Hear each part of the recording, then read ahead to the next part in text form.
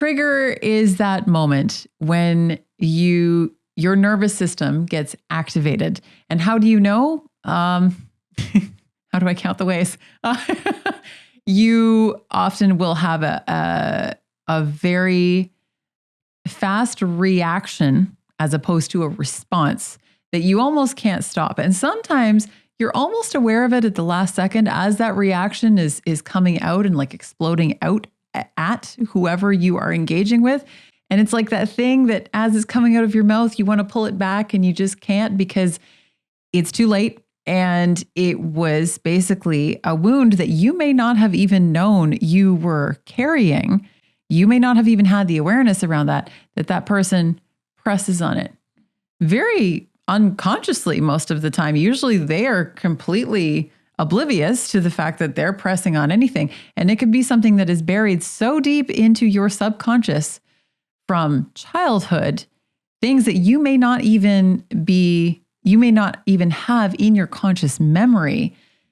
And then it also creates a lot of confusion for you when that's pressed because it's like, why am I behaving this way? Why am I so angry or sad or pissed off or confused, whatever that is, that really gets activated.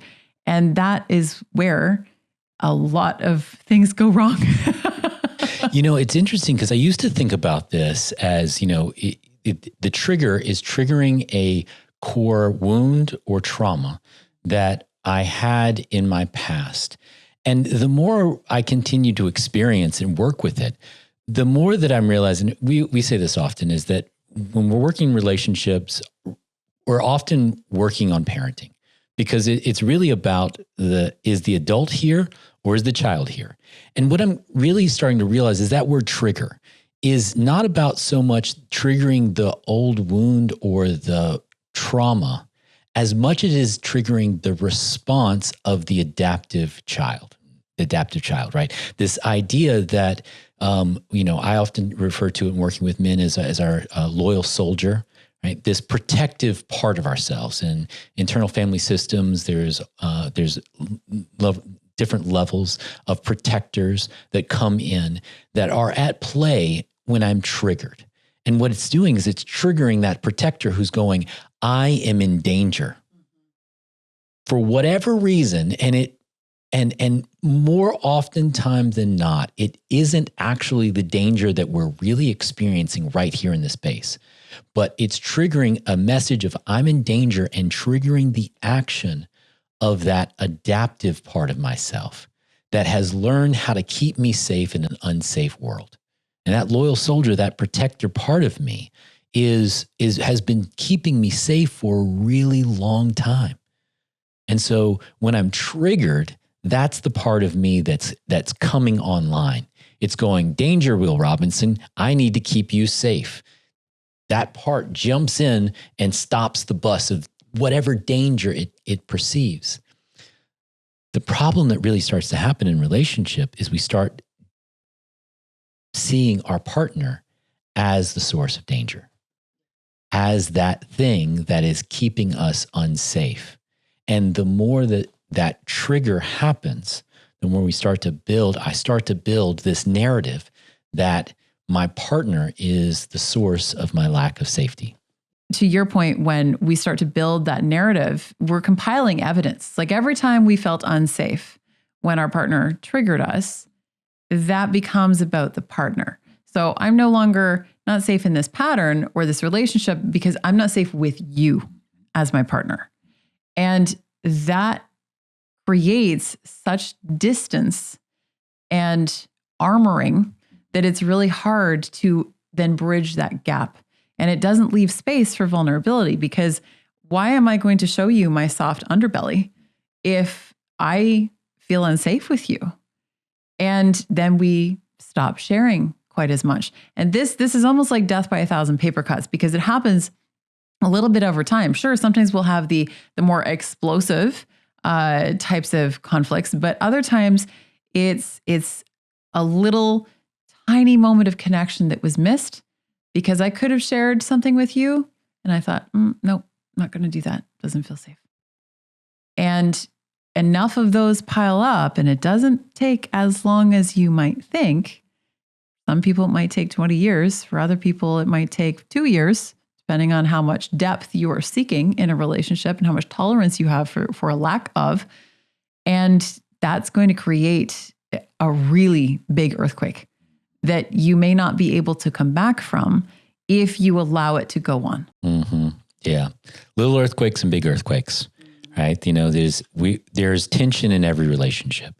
And for those who regularly address that tension, there's a release valve, and those little earthquakes get to happen on a regular basis. And the more skilled we get at just bringing these things up, the tensions, the disagreements, the conflicts, however small or large they may be, the more skilled we get at basically taking off the release valve, the smaller those little tremors become.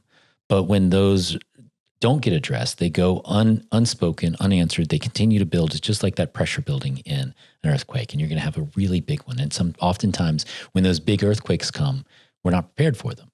And they shake the foundation and they rip the walls down because everything was good. Everything was good in this relationship. There was no fighting. There was no tension. There was no, there was some little things here and there, but it wasn't worth fighting about. And then it does come, and it's very difficult. And so building that rapport and building that ability to talk about these things. So let's talk about some of these things. Well, it's all about spotting patterns. That is the work that I do. That is the work that you do. That's the work that we do together with couples is what are the patterns? Because if you can spot the patterns, then you can change them. If you don't have awareness of the patterns, you don't know what you don't know, and you can't change what you don't know about.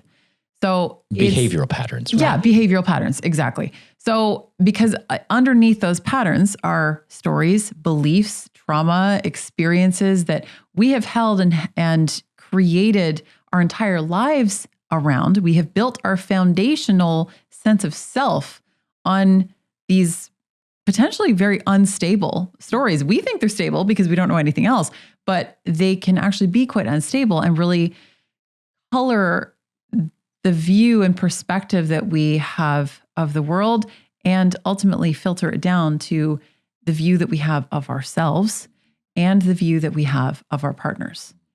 And some of the things that we will initially just kind of assess with our couples are asking each of them separately. We have an intake form that they fill out separately, and we ask them to not talk to each other about the assessment form that they are filling out. It's more than just a form now. Yes. We've got AI working on our behalf here, doing a full analysis of them. But what are we really looking at? We're really looking at when those triggers come up. What is your default response ultimately? And you may not fully know sometimes until the information is compiled and someone like us can boil it down and go, oh, this is kind of the underlying key piece. Everything else is a symptom of what this particular pattern is that's playing out. If today's conversation brought up something for you, maybe you saw your own relationship and what we shared, that's not a coincidence. The truth is, every relationship has its own map. But most of us are trying to navigate without knowing where we really are. That's why we built the Relational Compass, to help you understand your direction in love.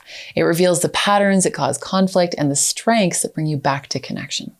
It's based on years of coaching and real relationship work, including our own. And it's designed to give you insight, not judgment. You can take it free at lipcouples.com/compass. It only takes about 5 minutes, and it might completely change how you see yourself and your partner. Because the truth is, you don't need a new partner. You just need a new compass. And a little practice. Oh yeah. As always, that's what love and practice is all about.